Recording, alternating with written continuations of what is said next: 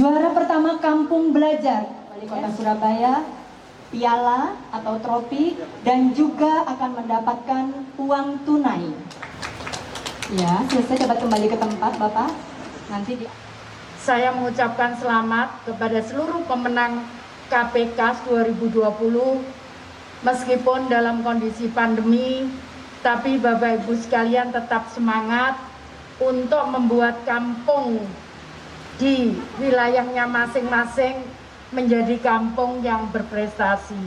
Dan peran serta penjenengan semuanya, maka kami banyak menerima penghargaan bermacam-macam. Bahkan yang terakhir kita akan mendapatkan penghargaan terbaik untuk penurunan stunting se-Indonesia. Saya matur nuwun sekali, penjenengan tetap semangat. Meskipun saya tahu itu tidak mudah. Banyak sekali kita waktu itu penderita dari COVID ini yang berada di kampung-kampung. Tapi yang aneh sekarang ini bergeser. Hampir 70% pasien itu berada di perumahan-perumahan menengah atas. Bisa menjaga kondisi ini supaya Surabaya segera bisa normal kembali. Bapak Ibu sekalian, di beberapa negara ada namanya second wave atau gelombang kedua, di mana penyakit itu kembali lagi. Saya hanya nitip pesan. Sekarang ini banyak sekali, nyun sewu, lembaganya jenenge keren-keren, tapi ngajak anak-anak kita untuk mereka yang pertama menjauhi orang tuanya. Yang kedua, mereka mengajak untuk anarkis. Saya bukan Bu Risma ini anti demokrasi, bukan. Kalau namanya anak-anak itu masih dalam bimbingan kita. Mereka bisa berpikir secara normal orang dewasa. Jadi pikiran mereka masih kalau ada film Superman, pengen jadi Superman. Itu. Kenapa tidak ribut? Karena ya semua pandemi seluruh dunia.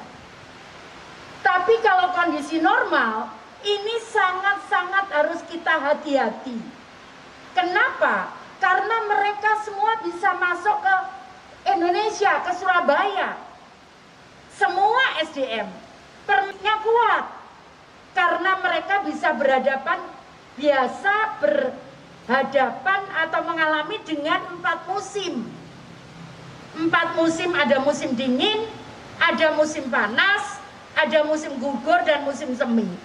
Harus anak kita paksa, mau tidak mau harus belajar. Mau tidak mau. Jadi ya rada-rada rada-rada dipaksa dikit. Cucu saya ya ngomong, aku nggak mau, mama yang namanya sekolah itu ya di sekolah. Ngomong uti, ini bukan sekolah. Kalau ngomong jadi daring itu katanya bukan sekolah. Kalau sekolah itu ya datang ke sekolah.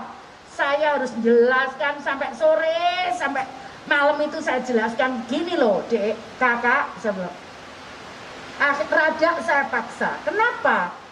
Karena kalau anak kita hanya memilih yang enak, saat tidak enak mereka akan menjadi anak yang putus asa.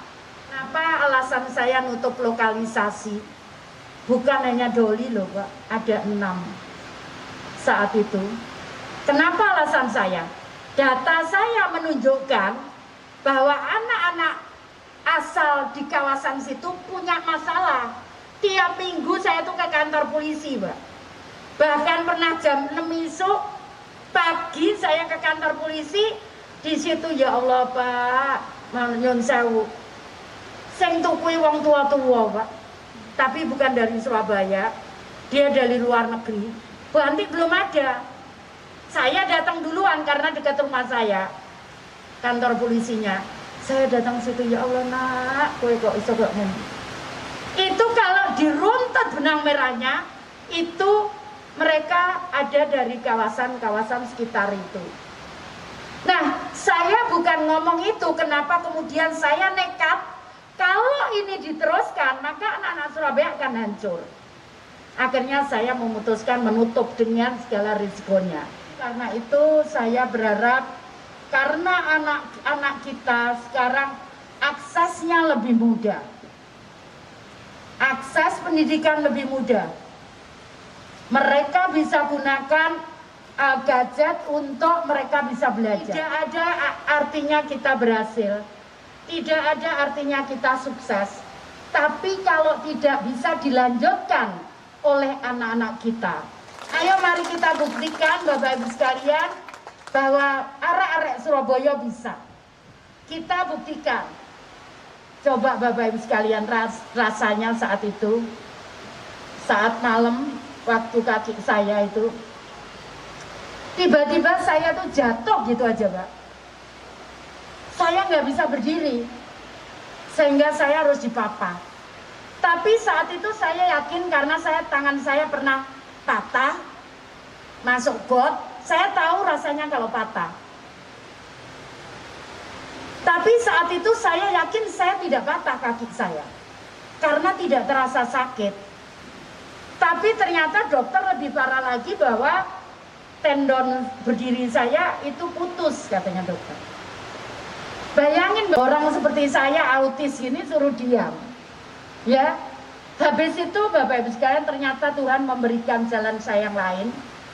Hari kedua saya sebetulnya sudah bisa jalan, tapi saya masih takut kalau tiba-tiba ada orang apa anak kecil meluk saya jatuh gitu.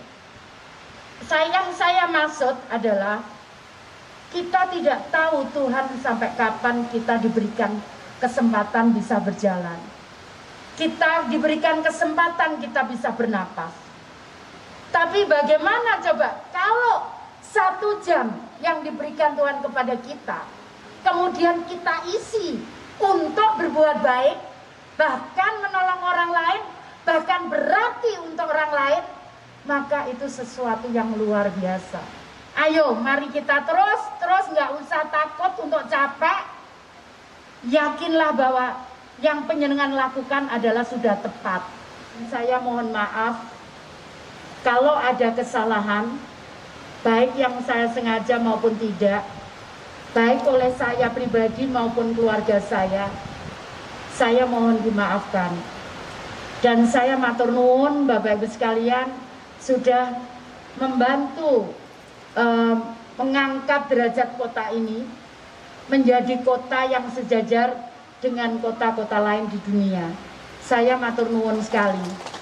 Dan sekali lagi saya mohon maaf kalau ada tutur kata saya yang kurang berkenan. Saya akhiri, wassalamualaikum warahmatullahi wabarakatuh.